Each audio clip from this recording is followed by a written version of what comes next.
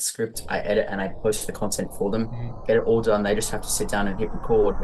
And now all of a sudden, we have a monthly retainer, and I'm saving them hours per week. Welcome back to another episode of the Truth Talk podcast. Today I'm here with Liam, and we're going to talk about how he's been able to scale his short form content agency. So, Liam, if you want to go ahead and introduce yourself for the viewers that don't know you. Yep. So I'm Liam. I'm a 15-year-old entrepreneur, and I've scaled my agency. Right now, it's at almost 3K US per month. And I started out with just video editing, earning below minimum wage for many, many months. Below minimum wage, building up my skills, building up my experience. It was like $2 an hour. It was ridiculous. And then finally, after building all this experience, someone I pitched to who was 15 as well reached out to me and he offered to mentor me, Hmm. and I accepted it and started my own agency. And within, I think, a month or two, I closed my first client and it was 1.5K US dollars. Wow. And you had this client on a retainer, or was it sort of a performance deal based off of Yeah. how many videos you So did? so I run a retainer deal, so it was just 1.5K package. I see.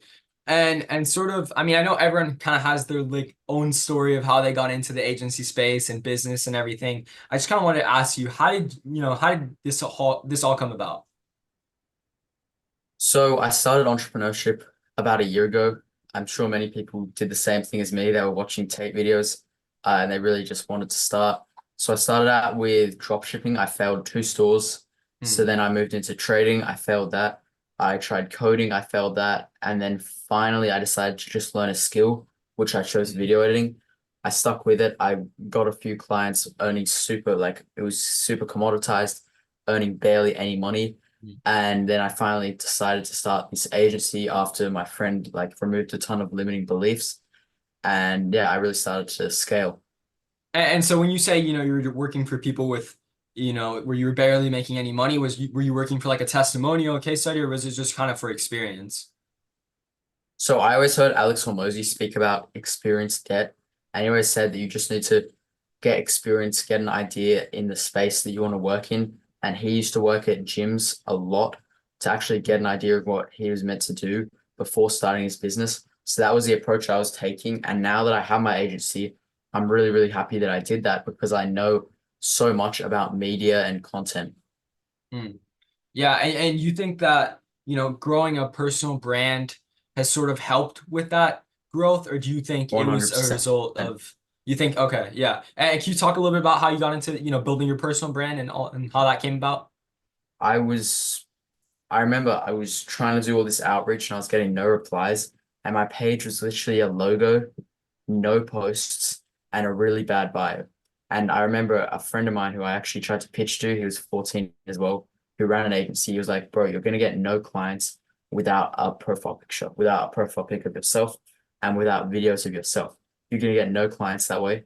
And you need to make content. And I remember I was kind of like nervous. I was like, no, but I'm young. And he was like, bro, I'm young too, and people actually respect you for it. People do genuinely respect the hustle, they respect what you're doing, and they want to work with you because of that. And fast forward a few months, when I send outreach, people just check out my page, they see what I'm doing, and they're like, yo, bro, mad respect for doing this at 15. Let's talk.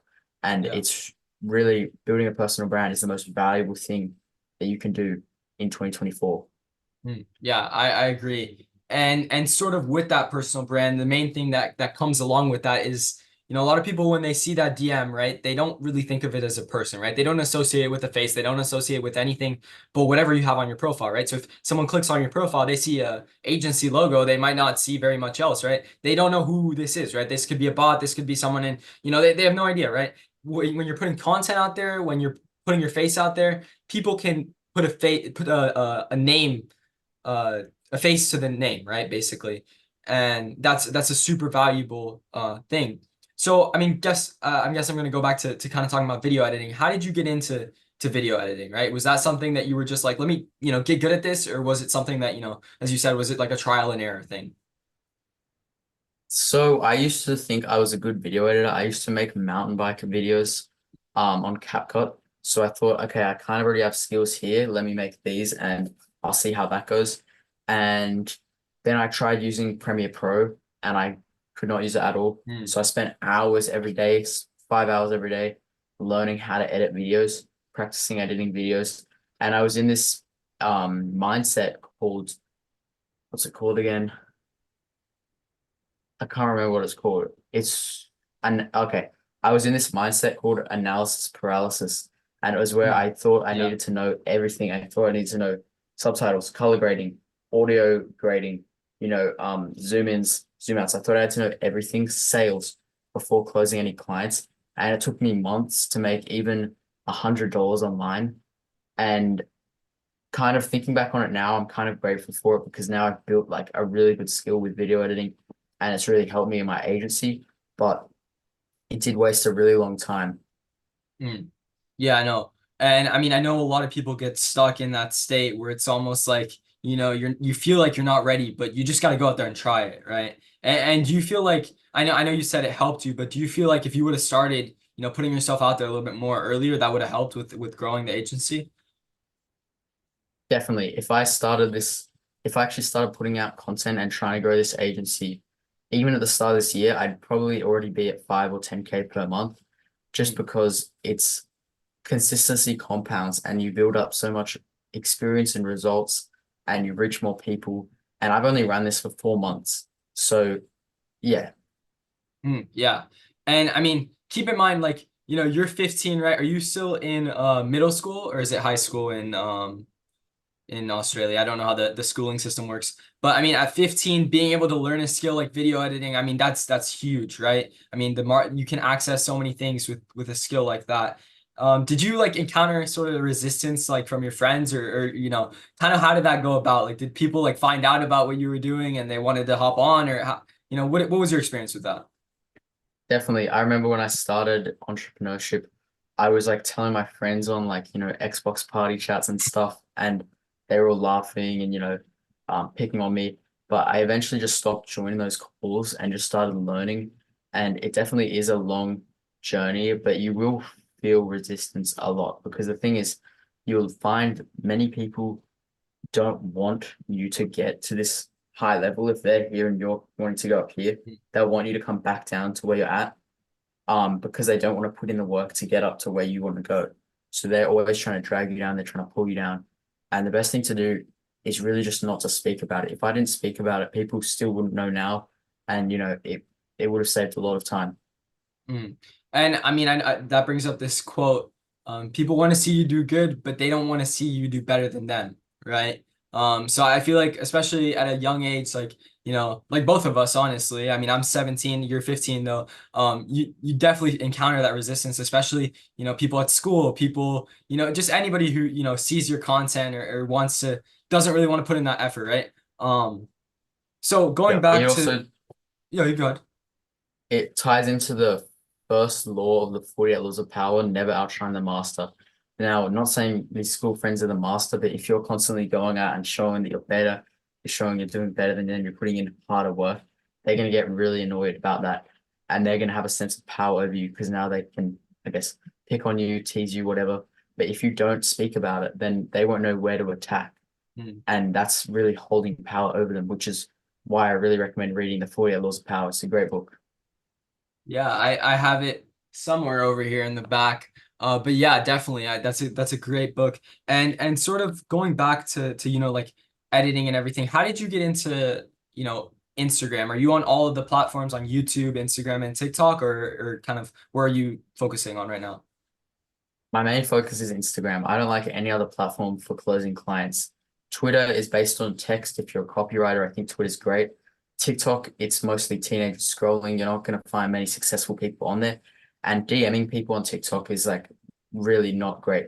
So right Mm. now I'm putting all my focus as a content agency into Instagram. Not only can you post short form content, you can also post lifestyle pictures, you can post stories, and you can message people in a more formal way compared to TikTok. Yeah, for sure. And one thing that I've, encountered on Instagram is that there's a mix of both, right? You have the people that are on there on real scrolling for entertainment, right? And then you have the people that are there trying to learn something, trying to, get connections, trying to build out that brand, right? It's a mix of both, right? But another thing that I've experienced on Instagram is that it's very saturated, right? There's a lot of people messaging people. How do you get clients? Is it mostly through outreach on Instagram, or would you say there's other methods that you use? Right now, I'm running two client acquisition processes. The first one is outbound and the second one is inbound. So I'm doing outbound on Instagram, which is just messaging brands. Now, I see so many new agency owners and video editors mess up here. They have number one, a spelling mistake in their cold DM. You're going to get no replies. People instantly lose respect for that. No spelling mistakes. Use Grammarly. Fix that. Number two, Number two, they make their message super long. If you have a long message, no one's reading it unless you have a verified tick. And even then, people probably aren't going to read it. So for me, what I do is number one, I have really good spelling. Number two, I have a really short message. And number three, I don't ask for anything on my message. I just say, hey, keep doing what you're doing. I really like it. You're going to crush it in 2024. Now, a secret gold mine is replying to their Instagram stories. If you reply to a story, it's fresh in their mind and they're going to really respect and appreciate that. Yeah, yeah, for sure. And another thing that I've seen with Instagram outreach that, I used to do, back when I was really focused on Instagram outreach would be video messages. I don't know if you've used that at all, but sending a video of yourself talking, number one, it makes you human, right? People can see that. They see that video of you talking and it's like, oh, look, here's who I'm texting, right? And the other thing is it can make you feel genuine, right? You're a genuine person to them now just because of that video, right? So that's another thing that I would recommend if you're doing Instagram outreach. I mean, you said reply to a story. What do you think about, commenting on posts and that sort of thing? Is that something that you do? There's a few ways to comment on posts. 99% of people don't like just can't be bothered and they'll just comment, a fire emoji or a Mm, love this. That's so ungenuine and everyone can see through it that you're trying to sell to them. If you are going to comment, you should really comment something related to the video, maybe even your own personal experience. But in my opinion, it's best to just DM them because it's way more personal. So yeah, in your first DM, don't ask for anything, compliment them, make it really short, and don't have any spelling mistakes, and I guarantee you'll get your reply rate up. Another way to get your reply rate up drastically is to have a profile picture of yourself, a professional one, and number two, to have content of yourself talking about what you do and why it works, and also just your own experiences. yeah, yeah, for sure. And sort of, being 15, have you encountered any resistance from not school, but clients? Has there been any clients that have been like, no, you're 15, like I don't want to work with you? Has that ever occurred or? Yeah, so I remember I was messaging some guy and he said to me, bro, no offense, you're 15. What am I going to learn from you? And I said to him, I'm not a coach. I run an agency. And also I work with, he was like, I built a six-figure business. And I was like, bro, I work with eight-figure entrepreneurs and I don't run coaching. I run an agency. But really, it's it's people have limiting beliefs, but most of the time they really respect it. And all my clients are really, really great people. I picked my client avatar as people that I find as role models, 20, 30 years old, making a ton of money online, dropped out of college, run their business. Those are the type of people that I've set that I want to work with because then the content, number one, resonates with me. And it's also really authentic and inspiring to work with these people. Yeah. No, for sure. And that's one of the main reasons I even do this podcast is I just want to invite people like that, people even like yourself. I want to have people like you on because I can learn from you, right? I don't care your age, to be honest with you. You've had success. I want to hear what you have to tell me, right? I want to hear your story. And you know, I don't really care the age. I don't care who you are. I don't care where, what you do. I want to learn, right? And that's the main reason that I do have this podcast. So going back to the personal brand, where do you kind of see yourself, right? And let's just say, 2 years down the line, you're 17, right? Where do you see the personal brand and kind of where do you want to go with it? So I have two personal brands right now. I have my business one and I have my I guess broad one for entrepreneurship. With my broad one, I want to have at least 100K to 500K followers, making like inspiring content and maybe I can open up a coaching or a course one day or something to really help people do what I do. My other personal brand is business and ideally I want 10K followers on that. And I just want to keep it ultra professional. I'm gonna run ads off that. I already have an ad running right now but Mm. just really keep that one professional and only for client acquisition for my agency. And that's sort of like your inbound, people will see that and DM you like, hey, can you edit up my video or Yeah, yeah? exactly. Okay. And sort of, you said you were doing a monthly retainer. Would you be, do you do like deals where you'll be like, look, I'll edit 15 videos for you and then you can pay me a fee for that instead of doing something where it's like a monthly fee. I mean, what's kind of your business model with that? So I don't offer video edits alone. I understand, okay, rich people, they really value their time. My ideal client, successful business owners, big inspirations, 20 to 30 years old, they value their time a lot. So what I do is I ideate, I script, I edit, and I post the content for them, Mm. get it all done. They just have to sit down and hit record. And now all of a sudden, we have a monthly retainer and I'm saving them hours per week. I'm saving them all the time. It sits down to analyze the competitors, work out content ideas, to script out their videos, work out the best hooks, and then to actually get them edited. I'm saving them all that time. Yeah. No, that's awesome. And I was just on a call earlier today with a business owner talking about how much he values his time, right? I'm sure by the time this podcast out, you guys can go check out that podcast. And he's talking about all these different things that he's doing with his time, right? And how he's been outsourcing everything, right? If you can fill in that gap, that'd be huge, right? Because people, they don't want to spend time video editing. They don't want to spend time on a thumbnail. They don't want to spend time scripting even, right? So the fact that you're able to fill that niche and fill that hole is huge, right? Do you see yourself, ever expanding out from that, or do you kind of see yourself filling that void?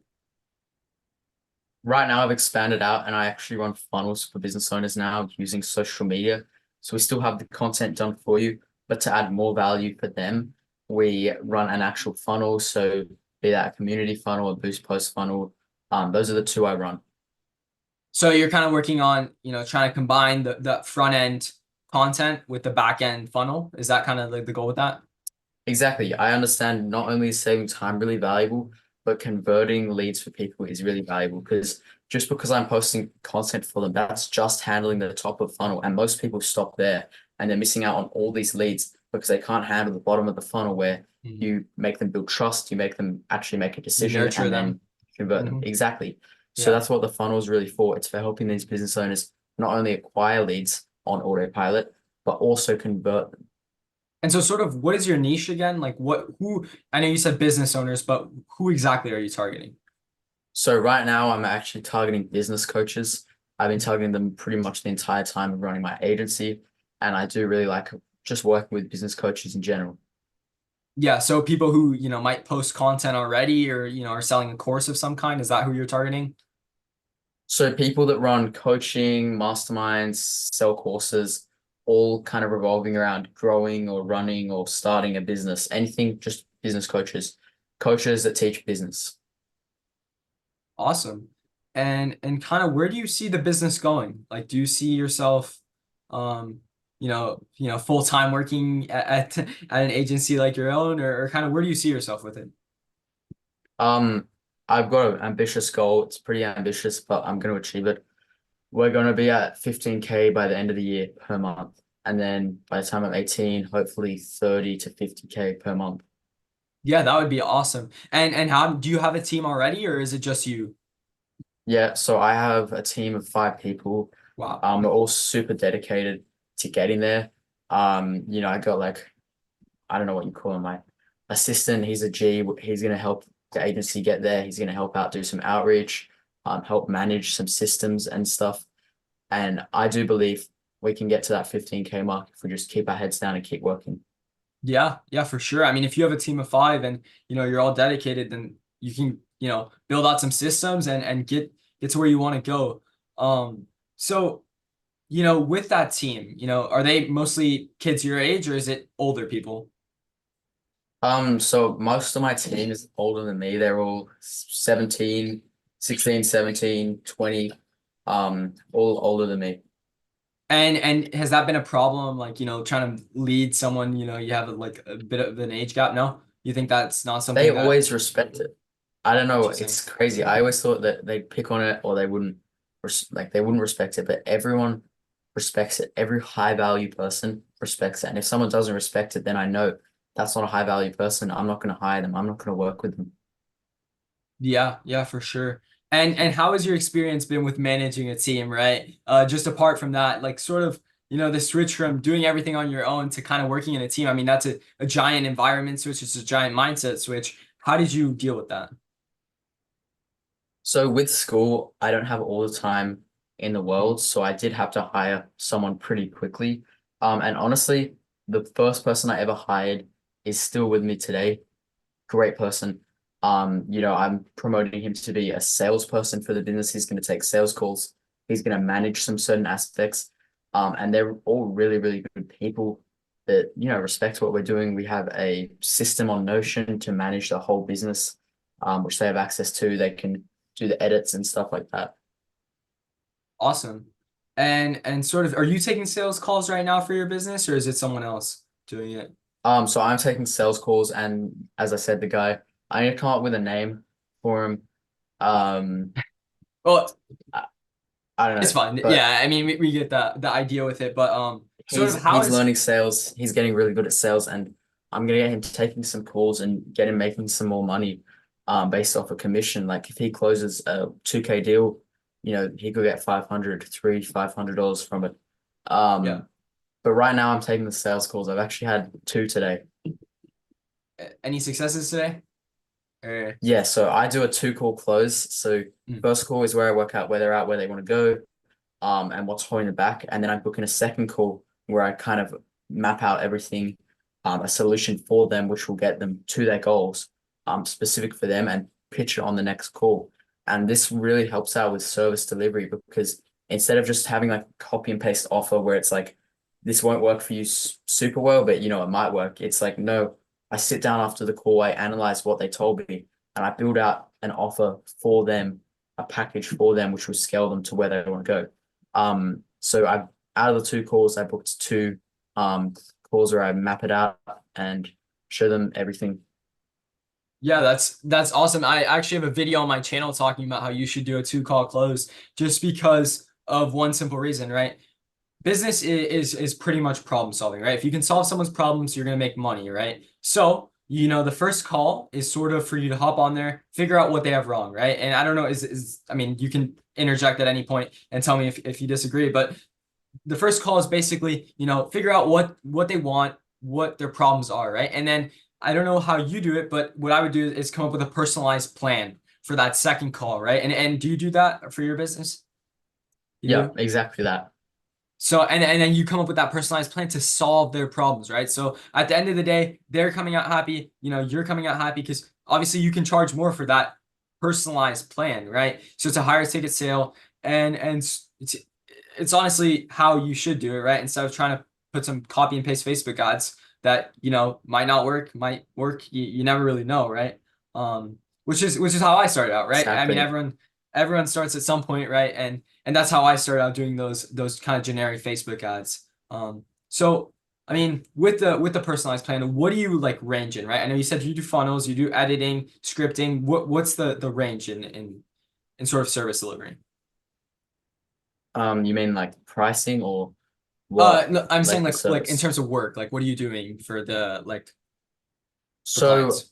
for funnels, we're running two funnels right now. We're running a community funnel and a boost post funnel.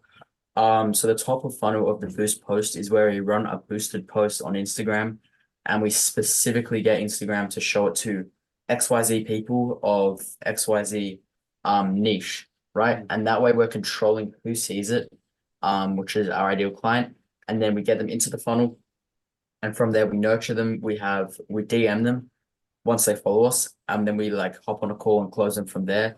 The other one is the community funnel. We post like content to get lots of views. And then we have call to actions to join our free community. And in there, we provide lots of value. We get them really Wow. nurtured and liking us, and then have a call to action to either join the course or join the coaching. So where do you have this community? So there are multiple platforms, and it really depends on the lead or on the client. If it's kind of super, super formal, and if the ideal client is like 30 or 40 years old, we'll do a Facebook group. If the client is, 20 to 30 years old, we'll do a Discord group. Wow, that's super cool. I've always wanted to implement like a step in between the outreach, right? So you nurture clients, right? Um, and it's kind of hard because you have that mix, like you say, right, where the older people can't really do the Discord, and then other younger people don't really want to do the Facebook, right? So you kind of have this mix. How do you kind of balance that? Do you post different things on the Discord, or do what's the mix with that? So usually the client will also have their own ideal client, and that'll usually have an age. Like they're not going to be working with 70-year-olds, right? Mhm. So if the ideal client is 20 to 30, so they're younger entrepreneurs, then we'll host it on Discord. If they're older, we'll host it on Facebook just because older people don't use Discord, they use Facebook. Younger people use Discord more than Facebook. But if it's somewhere in between, there are places such as School and obviously an SKOOL. That is really good for hosting communities. You can use that. There's so many platforms out there. Mm. Yeah. That's super cool that you already have like a step in the middle in between outreaching and getting them on a call, right? So how did you kind of come up with that idea of doing like a middleman and everything? Was that like something that you came up with, or your team? So I've joined a $6,000 mentorship um program, and I learned a lot of stuff from there. He taught me a whole bunch of different funnels which will really help out me and then also coaches who are my ideal clients scale. Hmm, cool. And can you talk a little bit more about this mentorship and kind of how that's influenced like your thoughts and your business overall? When I started out, I was like most teenagers who thought $50 was a lot to invest in like Andrew Tate's course. Like, no, what if I don't make it? That's $50 lost. Um, and as soon as I took the risk and joined Tate's course, I realized how important it actually was and how valuable it is to have someone give you a step-by-step plan to get to your goals. Like first do this, then do this, then do this. And that is insanely valuable to actually have that step-by-step plan. And from there, I left Tate's program because it was really bad. And I like started investing in bigger mentorships. I remember my first one was like $400 per month. Then I scaled it up to $500 per month. And then all of a sudden I joined the 6K one because I understand how valuable it is to learn from someone who's done what you want to do, a big inspiration, a role model, and they show you exactly step by step how to get to where they are. And then you also get to hop on calls with them and to work out like, hey, this I'm struggling with this. What did you recommend? And then you get an answer, and it's so valuable because you don't have to spend all that time trying to work out on your own how to get to where he is like he had to do. Hmm. And are you still doing this mentorship today, or is it's still live? Yeah, so it wasn't a one-time fee. It's like 6K in total when you compare it in like, you know, 1.2K times six or whatever the maths is. I can't remember the specific packages. And I'm still in it right now. Super valuable. I actually have a call with the coach tonight, later today. And it's a great community. Yeah, awesome. And I don't think a lot of people appreciate how much a mentorship can help, right? Um, and I know it's kind of hard to decipher what mentorships are good, who's selling a course that might be valuable or not, right? Because there's so many people out there that are doing it, right? Do you have any advice? I mean, how did you end up picking out your membership or your mentorship? My top advice for finding a good mentor is to work out if they're genuine before you join. Because if they're not genuine before you join, then they're not going to be genuine when you pay them money. Trust me when I say this, all my mentors, before I've actually, joined their program, paid the money, they were all super nice, super hyped, and already provided me a lot of value. Even when I hopped on the call where the guy was meant to close me, he was just teaching me stuff. He was telling me like stuff he would recommend me to do at my age at 15. And you could really see how genuine he was. Now, the one mentorship I joined that wasn't worth it was from someone who never replied to me beforehand. I thought, I want to get in contact with this guy. Maybe I should join his thing and see if I can get in contact with him there. And since joining his thing, I have not, he's like said less than a sentence to me, and it was not answering the question I asked. So yeah, really work out if they're genuine beforehand, before joining. Yeah. No, that's huge because I mean I know there's so many people out there that are going to these courses and buying these things, and it's hard to tell, right? So I guess going back to the personal brand, right? And you say you want to have an entrepreneurship account and then you want to have your business account. What is your business account kind of focused on it, and then what is going to decipher like what makes the split between the business account and the entrepreneurship account? So First of all, you need to understand what you actually want to represent on each brand. For my business account, the one you messaged me on, I Mm, need that to be really professional. I want it to only be on content. I want it to be really professional because obviously I'm 15 and I'm talking to eight-figure entrepreneurs. I need to seem like I know what I'm doing and I need to seem really, really professional. So that account, I just want to maintain a really, really good reputation, which I have right now. And then with my entrepreneurship account, I want to be seen for like a young entrepreneur who's really hustling, who's working every day and kind of attract a following to so they can see what I'm doing, so they can follow my journey, just like Iman Ghazi did. mm. Yeah, I mean that's a good idea to have like kind of a distinction between that business and the sort of journey type content, right? Because I'm kind of you know in this mix where I'm doing my personal brand, kind of see my journey, and also because I have a business, right, and I want to be seen as a real person, right? So yeah, and sort of what I know you said you do Instagram. Have you ever tried doing like cold calls or any sort of other outreach? I mean, I know it's difficult, especially with your niche, right, to get phone numbers and stuff like that. Is it, have you tried email before or anything like that? Yeah, I've done email and I've done cold calls. Actually, no, sorry, not cold calls. I've done Twitter. Sorry, I got them mixed Twitter. up. I've done Twitter and I've done emails. And the reason why I don't like either of them is number one, Twitter is for writing, and it's not a good idea to really go out promoting, hey, I'll grow your Instagram on Twitter.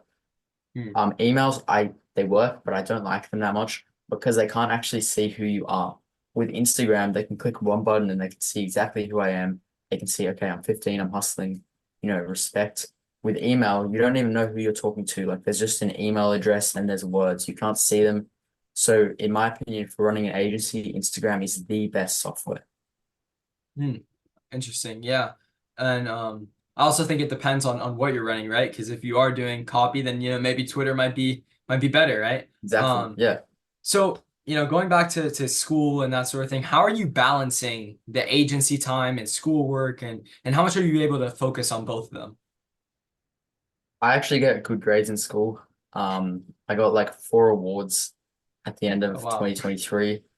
Um, it's not that hard to do well if you just listen in class and then at the library at lunch, I'll go to the library and I'll get some work done. That's an extra hour of work I can get done. Because every hour counts. At home, I just make sure to focus. And really, to run an agency, you don't need to invest too many hours. I could run this at where I'm at in under 1 hour per day, probably more like 30 minutes, 20, 30 minutes. But to scale it, you have to invest every hour messaging people, making content, running ads. So yeah, it really comes down to just paying attention in class and you'll do well in school and then you do well in your agency. Yeah, and I know I hear a lot of stories about people, not doing good in school, right? And then they drop out and they find this entrepreneurial passion that takes them to whatever their business is, right? I kind of fit more with your category, right? Like I am pretty good in school. I don't really have any issues with school at all, and I don't really put that much time into school, to be honest with you. So I find myself doing more of these things to kind of have something I can work on, and I feel like I'm making progress with it, right? I don't know if that's the same Exactly. with Like, you. what else are you But gonna do? yeah, I mean, Play video games? Like, what's the yeah, point of that? yeah. At the end of the day, right? Are you gonna look back and be like, oh well, I got that extra game of Fortnite in, or did I, am I proud of myself for doing this, right? Um, Exactly. I had a friend who was in my class, who was interested in entrepreneurship. And I remember him saying to me, I'm just going to enjoy my teen years. Maybe I'll start this when I'm 18. And I was contemplating just saying, okay, have a good one. But I actually just asked him a simple question. I said, would your future self want you to do that? And fast forward like a few months, he now does Forex trading. He's like making some crazy progress. And I remember I told him about this question. This thing he said to me, and he was like so shocked he said it. And he was so glad that I just simply asked him what his future self would want. So it yeah. really comes down to understanding what your future self wants, where you want to go, and if he'd be actually happy of those actions. Yeah, that's a really cool way of looking at it. I mean, I don't think I could ever ask someone that, but I mean that's a good question to ask, right? Because at the end of the day, right? I mean, do you want to be seen It playing that wasn't video being game or rude. huh? It wasn't even telling him, no, you have to keep working. I was just asking, will your Yeah. future self want you to do that or not? Mhm. And yeah, from there, he's crushing it. He's doing really good. Um, and that's very important. I know my future self might even be looking at this podcast, smiling because I'm at it at 15. I'm on a podcast at 15. Yeah. It'll be crazy because this is almost documenting my journey. You'll see me on videos at 15 when I'm, a big name at 20, who's, a successful entrepreneur, got a really good reputation he's built, and built a lot of respect. That is something I'm really focusing on with my new brand. I'm sure you see a lot of these kids making content around here to try and go viral as an entrepreneur, like Yeah. 15-year-olds, and the content is just cringe. And whilst Mm. that performs, I remember asking my mentor, hey, should I do this? I could get really good views, that could be a good case study for my business. I could get some leads. And he said, how do you want to be seen? Do you want to be seen as that other kid who's posting cringe videos? Or do you want to be seen as this kid who really hustled, he really built a really good reputation, super professional? And I agreed, okay, I want to be like that. So now with Yeah. all this content, I'm being professional. I'm even like, wearing professional clothes and speaking professionally and doing everything to maintain that really good brand because I know how important that will be in the future to have this really solid brand. Yeah, and that's part of the reason that I, do this podcast myself. I mean, I'm 17. I know for you it seems like a long way away, but before you know it, you're going to be 17, right? And you might be in the same situation where you're like, I just want to have a brand where I can just, look back on it in 10 years and see, oh, look, at 17 I had my own podcast. Like I was bringing on, entrepreneurs making more than six figures a year, right? And people like yourself, right, who you never know, right? Maybe in 5 years you could be making millions, right? And that's your goal, right? So Exactly. it's And you it's have me on your podcast. And I was exactly. thinking about this and I was like, bro, it's not only going to be really good for me because you can really see he's on podcast at 15 right now. 5 years, I'm going to be so far ahead. But I'm also on a podcast with you. And it'll be like saying, hey, I had Iman on my podcast, right? You have me on your podcast. Yeah. And it's going to be good for the long term. I'm definitely going to watch this back in a few years and see how far I've come. Yeah, no, for sure. And also, um, just kind of building that connection, right? Because a lot of times people underestimate the power of having those connections, right? Just from, inviting you on the podcast, like I'm sure we'll have a conversation later down the line, right? It's not just gonna Of course. stop the conversation here, right? And it's not even like even asking for a favor, it's just kind of checking in and having that connection, right? So if something does pop up in the future, like, hey, I know you're doing this, do you want to help me with this? Or, we can partner up or do whatever it is, right? Even if it isn't like that, it's just a connection to have, right? Exactly. Um, And also, people don't understand the value of podcasts because now we're mixing our audiences together. And also, it's free content from my end. I'm coming on here, I'm not scripting any videos. I'm just getting asked questions, and then I can chop this up and I can have 10, 20 videos for my brand ready to be made in what, an hour and not much us. effort at all. So it's super valuable to go on podcasts for both parties. Yeah, it's valuable especially if you have more followers, right? And it's a content and you need content, right? I'll DM people with, 30,000 followers. I'll ask them, look, do you want to come on my podcast? I'll chop up the clips for you. I'll do it all for you. All you have to do is answer a couple questions, right? And for me, it's huge because I'm getting someone who has 30,000 followers on my podcast. And for them, it's free content. So it's a win-win, right? Exactly. Exactly. Yeah. So that's kind of the idea behind doing the podcast in terms of for growth, but it's also just, it's good for connections as we noted, and it's also good for looking back on it, right, in my journey. So yeah. And also another thing is I can develop my speaking skills too. I think a very underrated part of your skills is your ability to speak, right? Cutting out those likes, those so's, those ands, those buts, the the all things that, I might have done during this podcast, trying to cut those out. But yeah, it's huge, right? So I Yeah, mean, I definitely struggled with using filler words in the old days. I can't believe my clients even paid me because I used to say these words so much. And now I feel like I've almost eliminated them from my vocabulary. Have I said them on this podcast? I mean, you're speaking pretty well now, especially for a 15-year-old. So yeah, I mean, I haven't noticed it. I know I still do it at times, but I try my best to try to cut the filler words out. And it Yeah, just of takes course. time, right? You know. It's just if for anyone watching, if you want to cut out saying filler words, simply put a conscious effort into not using filler words, even if you have to like Think about take it. silences like that, Mhm. just take a break. Or a sales tip for you, if you need to think about what you just heard, you can't answer straight away, have water, and then you can get right into answering. That is a good tip, and I learned that from my mentor. Interesting. And sort of how did sales go for you, like starting out? Um, This is a good story.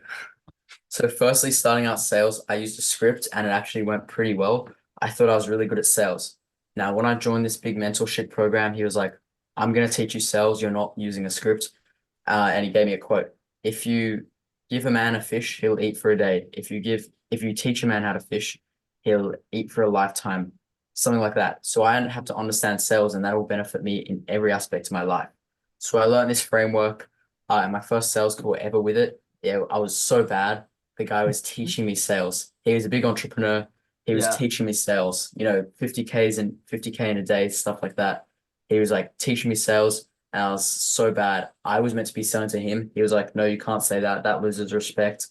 You need to just learn and have an actual conversation. You really had my respect at the start, but now you've lost my respect and you can't do that on a call. He was a really good guy. And from then, I've gone on many sales calls purposely with bad leads. Normally, I wouldn't go on calls with these people, but I was like, hey, I'm not going to close them, but I'm going to learn sales from it and I'm going to get experience. And now today, I had two calls. Both of them went really well. This guy was an eight-figure entrepreneur. I was having a wow, real, genuine conversation with him, just speaking from me to him, providing value, learning about where he's at, where he wants to go. And yeah, it just went really smoothly. And I booked in the follow-up call. awesome. Yeah. Kind of for my first sales call, I was 16 and I go on the call and the guy's literally getting a haircut during this sales call. And I'm just sitting here like, what am I even supposed to do in this? Because starting out when I did my agency, I was doing free trials and I asked him like, oh, do you want a free trial? And we can, go from there. And I got on the call and he's just like getting a haircut, like not paying attention, like talking to some other people. And I'm like, okay, like this isn't even, it just teaches you something, right? At the end of the day, it Yeah. was practice, right? So Exactly, yeah, exactly. And also, it's just a sign because you wouldn't really want to work with someone who doesn't value your time. yeah, no, that's another big thing, deciding who you want to work with, right? Because, I can count how many times me and my other friend who is in the agency space has gotten on calls with people who are just unqualified or just they hear the word free and they want to come on, whether you're doing free trials or maybe you're doing performance deals, right? If there's no skin in the game, they have no reason to work with you and to actually put effort into what you're doing, right? um I agree. so Yeah. yeah, that's another topic to talk about. But I mean, I guess for you, right? What do you think about passion, working for your passion and trying to go into something that you love doing, or, going into something that, makes the most money, has the highest ROI? I used to think video editing was my passion, and it was for about three videos that I edited, and then I got sick of it. So don't do your passion for work or you'll start hating it. Do something you hate already and just do it well. Do it, find ways to make it more efficient and faster. And that way you're not going to destroy something that you already like doing. If you speak Interesting. to a professional athlete, they're going to tell you that they hate what they do because every day they have to wake up and do it, even when they just don't feel like doing it. That's the problem with trying to monetize a hobby. Yeah, you might be Hmm. good at it, but are you willing to actually hate it and not want to do it? Yeah, that's an interesting take. And you're not the first person that's told me that, right? Um, Saying that, if there's something that you love, you don't want to try to, the word they used was businessify it, right? Make it your business, right? Um, Yeah, and that's an interesting take on it, right? Because I'm somewhere in the middle, right? I don't want to do something that I love, just because I feel like when you do something you love, you lose sight of the end goal, right? Because you love to do something so much, you might take risks that you shouldn't take just because you love that certain thing. There's a couple things that come to mind with that. But I was reading this book and he was saying that he wouldn't, the guy in the book was saying he wouldn't give a loan out to someone who's pursuing their passion, just because they're more likely to take risks. They're more likely to lose all that money just because it's their passion, right? They want to do this. But on the other hand, someone who's just going for the highest ROI could care less about the outcome. They want the highest return, right? So Exactly. it's an So interesting take. they're after the destination, not the road trip. All these people say you have to enjoy the road trip and you work harder. And while that might be true, like what's pushing you to actually get to where you want to go and get to the ideal position? I didn't choose something I hated. I didn't choose something I hated, but I just chose something which logically made sense that I could scale. When I started video editing, I knew I wouldn't be able to make a ton of money with it. I was just arrogant and I decided to do it anyway. And then I used the excuse to get experience there. But, I believe in God. I think that was his plan and it did work out. I mean, I built up all my skills in media and then I started this business and it went well. Yeah, and another thing that I've noticed from talking to a lot of these people is that they'd rather monetize one skill, get really good at that one skill, and become good enough where they can, build their own business off of that. And then from that point, right, you need to put the leadership skills into play. You need to do the sort of management that goes into managing a team, right? Exactly. Hey, Exactly. yeah, I mean, is that kind of your experience with it sort of, doing one skill and getting really good at it? Let me ask you a question. Who's the world's fastest runner? Depends what you're running. Usain Like, Bolt. yeah, Usain Bolt. Who's the world's second fastest?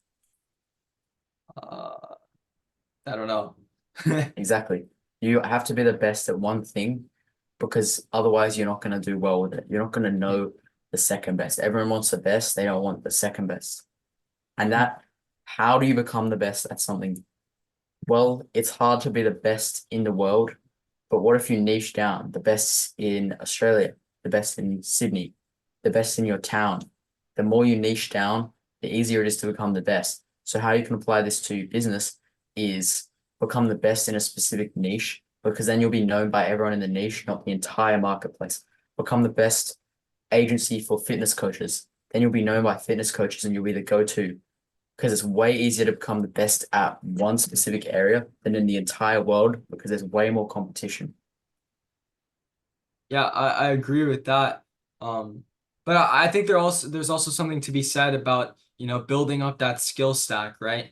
I don't know if you've heard of the 100-hour rule, but basically if you put 100 hours into something, you're able to be better than 95% of people at that, right? And I think that, you have to focus on one thing, but I also think it's important to have these other skills built up, right? Whether that's, as I mentioned, leadership or management, whatever that skill is, right? I think you need to have some sort of experience with that just whether it comes down to dealing with people or whatever it is, you need to have some more skills that you can rely on if you want to fully build out a business, right, and automate it. Exactly. The people that, run an agency just to make money and they haven't built up any skills, when they have a client, they're not going to know any terms to tell their team, hey, add this effect here. They're not going to know how to describe it. When I'm working with my team, I was a video editor and I was like very, very good. Um, Obviously in terms of what I did, I was very good. So I can say, hey, add this sound effect. I know the name of it. Add this effect, add this transition, spelling mistake here. I know how to review content. I know what makes it perform. And really building up the skills beforehand is really important. And you can become the best at one specific thing, like running, but running might take other skills, nutrition, training, maybe breath work, the time, the position of running. It takes all these other skills to become a good runner. And you have to do the same with your business. You have to learn all the skills to create that foundation. And then from there, you can really scale it up. Yeah. So I don't want to take too much more of your time. I know we've been on the call for, about 40 minutes now. Is there any, last statements or closing statements you want to say to people like yourself or anyone really that's watching this? Yes. I want to tell you a story and then link it to life. So my friend was getting no results with his agency. He's just kind of maintaining where he's at. Um, and he hired a coach, and instantly that coach just told him, bro, how many messages are you sending per day? He's like, 20 maybe. Okay, well, the reason you're not seeing results is because you're putting in rookie numbers. If you put in lots of numbers, you're going to get lots of results.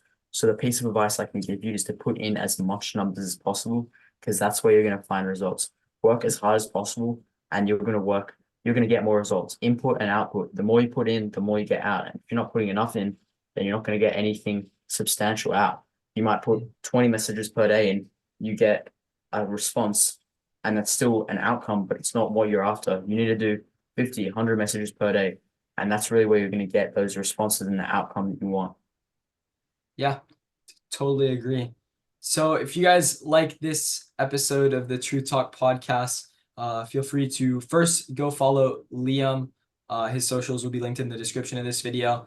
And also drop a like on this video and subscribe to my channel. So thank you guys so much for watching, and see you in the next one. See you on the next one.